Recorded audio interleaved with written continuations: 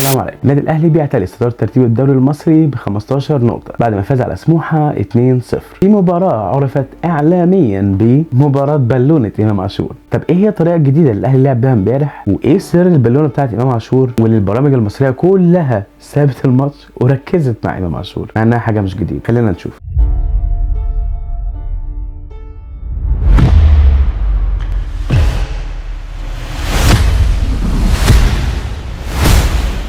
في مباراه مؤجله الاهلي كان بيلعب سموحه امبارح وكسب المباراه 2-0. احرز الاهداف قفشه وامام عاشور اللي هو نادرا ما بتلاقيهم مع بعض في الملعب، ولكن مارسيل كولر فاجئنا كلنا امبارح بتغيير طريقه اللعب النادي الاهلي تماما. مارسيل كولر كان متعود يلعب مع النادي الاهلي بطريقه 4-2-1-2-1، ولكن المره دي فاجئنا بطريقه لعب جديده جدا الا وهي 3-4-3.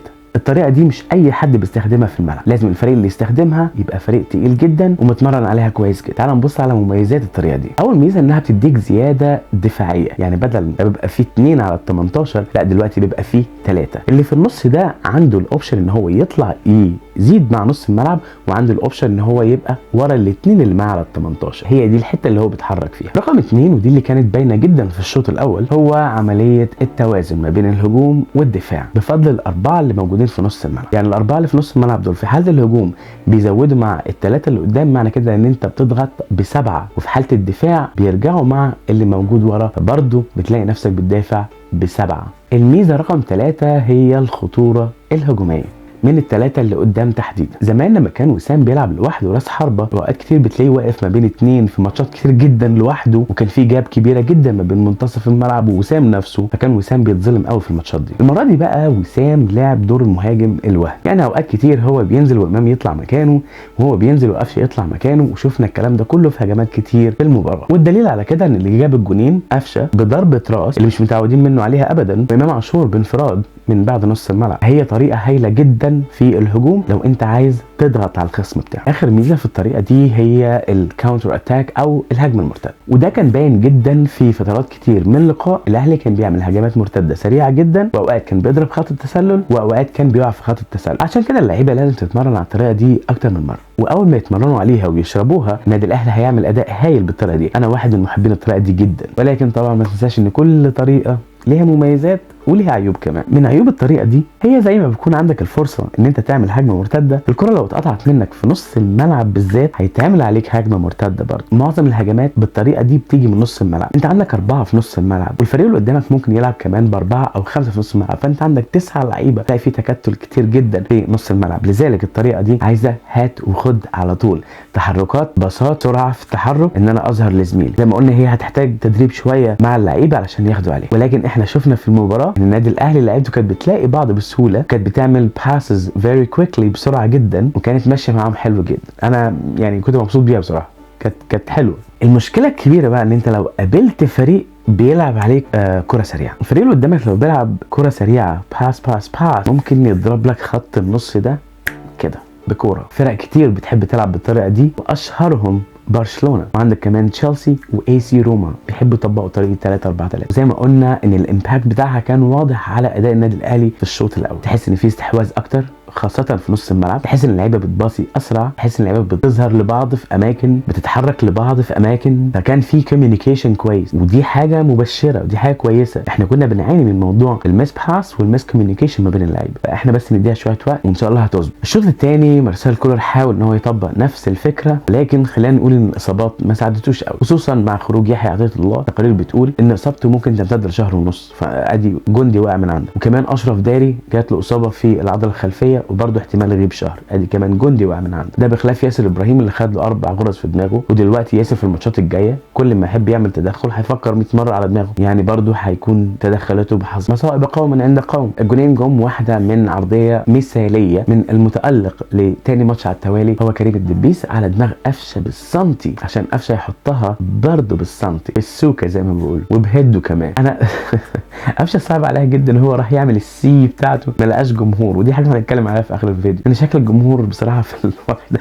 كان يحزن يحزن يعني بصراحه. الناس بتروح عزا اكتر من كده يا راجل. ده هو ده حال الكره المصريه. الجون الثاني جه عن طريق المتالق في الفتره الاخيره والثابت المستوى هو امام عاشور. امام عاشور اللي هو لو ما عملوش قصه كل ماتش هيقولوا اللي ما عملش قصه اهو. امام عاشور بعد ما جاب جون من انفراد وتمريره حريريه من حسين الشحات، ضرب خط الدفاع، راح انفراد على المرمى، رقص الجون على الثابت وراح حاططها جون. يسكت امام عاشور؟ لا، ازاي؟ راح نطلع بالونه من الشراب بتاعي ويحدث وبالصدفه البالونه تكون لونها ابيض يعني نهار ابيض، وراح ينفخ البالونه وراح تحت جزمته. حاجه بصراحه الواحد ساعات ما بيفهمش اللعيبه دي بتفكر ازاي، بس هي تصرفات صبيانيه، هي تصرفات اقل ما يتقال عليها انها تصرفات صبيانيه. فين ايام ما كان اللعيبه لما كانت بتجيب جون بتسجد لله شكرا اول حاجه، كان اشهرهم ابو تريكه ومحمد فضل وجده وجيل حسن شحاته. الناس دي كانت اول ما تجيب جون كان حتى مسمينهم منتخب الساجدين. انما دلوقتي اللعيب من هنا يجيب جون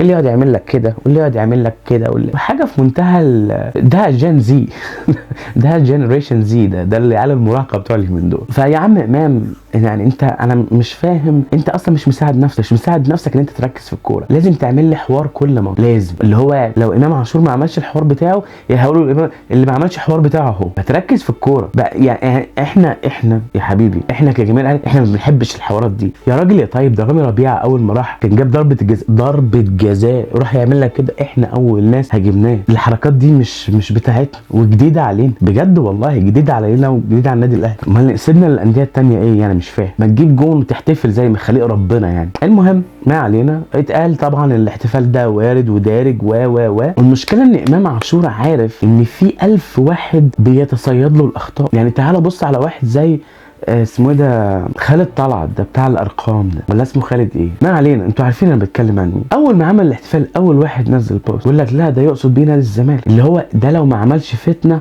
هيقولوا اللي ما عملش فتنه اهو. وانت عرفت منين يعني؟ بامانه كل الناس اللي بتتهم امام عاشور ان هو كان بيعمل كده علشان نادي الزمالك، انت عرفت منين؟ هو انت الفريق الوحيد اللي في الكون بيلبس ابيض؟ طب ما انت الفنانه بتاعتك مش بيضه كامل، ما انت عندك خطين حمر يا ابو خطين حمر. بطلوا فتنه والله العظيم، بطلوا فتنه. انتوا حرام عليكم تشوفوا الجمهورين بعد ماتش الزمالك والمصري. الجمهورين بدا ان يكون في حاله تعاطف ما بينهم عشان الشهداء جمعونا من تاني. صعب عليكم يام ان الاثنين بدا يكون في حاله ود ما بينهم. طب بس طبعا ده هيوقف اكل عيش ناس كتير جدا على التلفزيون امثال رضا عبد العال وعمان على شاكلته، لان الناس دي اكل عيشها كله على المناوشات ما بين الجمهورين. لان الجمهورين لو هم كويسين مع بعض الناس دي مش هتاكل عيش والناس دي هتتحرق. فناخد بالنا يا جماعه، ناخد بالنا مين فعلا بيبث الفتنه والتعصب في البرامج. ده حاجه يعني والله العظيم بقت اوفر بامانه يعني. فبالله عليك يا عم امام سيبك من الحوارات دي، وبالله عليكم بطلوا فتنه، والله بطلوا فتنه عشان هي مش ناقصه اساسا. احزنني جدا العدد الجماهيري اللي كان موجود في الماتش، يعني يتعدوا على الاصابع، يعني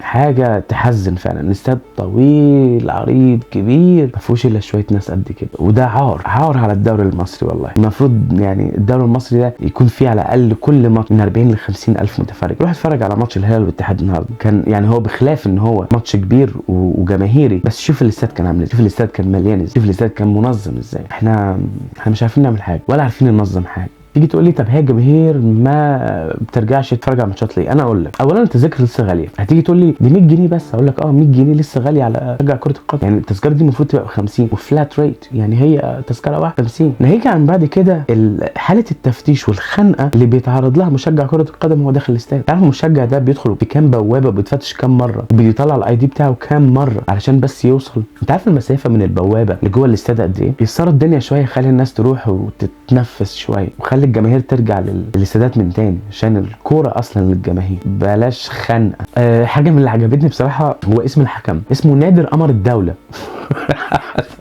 نادر قمر الدولة، عبد الرحمن قمر القارة. يا سلام. اجمل خبر قريته النهارده وتحديدا يعني خلينا نقول من شهر 7 اللي فات، ان النهارده اتحاد الكوره الزم نادي مودرن سبورت ان هو يدفع 22 مليون جنيه باقي مستحقات احمد رفعت عن النادي لاهله. المثير في الموضوع ان انا فاكر زمان وانا متابع قضيه احمد رفعت كان وليد دعبس كان رئيس النادي ما سابش برنامج تلفزيوني الا لما يطلع يعمل فيها الاب الحنون وحامل حمى وراعي الرعيه وانا هعمل وما تقلقش يلاقوه شويه، وفي الاخر راح دفع الفلوس بعد ما اخو احمد رفعت اللي هو محمد رفعت قدم فيه شكوى في اتحاد الكوره. والله لا تعليق، علشان انا مش عايز اظفر لساني ان انا اغلط في ناس ناقصه حقيقي. ربنا يرحمه. احمد رفعت ارتاح من اشكالكم والله، حقيقي ارتاح من اشكالكم والله. كان في ماتش النهارده ربع نهائي كاس الحرمين في السعوديه ما بين اكبر فريقين في السعوديه، نادي الهلال ونادي الاتحاد او اتحاد جده السعودي. الشوط الاول انتهى 0-0. الشوط الثاني ده اللي بقى اللي كان فيه الاثاره كلها. كريم بنزيما جاب اول جون في الدقيقه 63، رد عليه سالم الدوسري بعدها ب 10 دقائق، يبقى كده تعادل. قبل ما يضيف الهدف الثاني ماركس ليونارد لاعب فريق الهلال عشان الهلال يبقى متقدم 2-1، والماتش بيتسحب من تحت الاتحاد. كريم بنزيما قال عندك، وقبل نهايه الشوط الاضافي الاخير ب5 دقائق راح جايب جون التعادل. الفريقين راحوا ضربات الجزاء، الاتحاد كسب الهلال. بس كده، هي دي كل حاجه كانت معانا النهارده. قول لي بقى في الكومنتس تحت كان ايه رايك في طريقه نادي الاهلي النهارده؟ كانت عجبتك ولا يا ترى ما عجبتك؟ ولو ما عجبتك ايه اللي ما عجبكش فيها؟ بيس يا مان.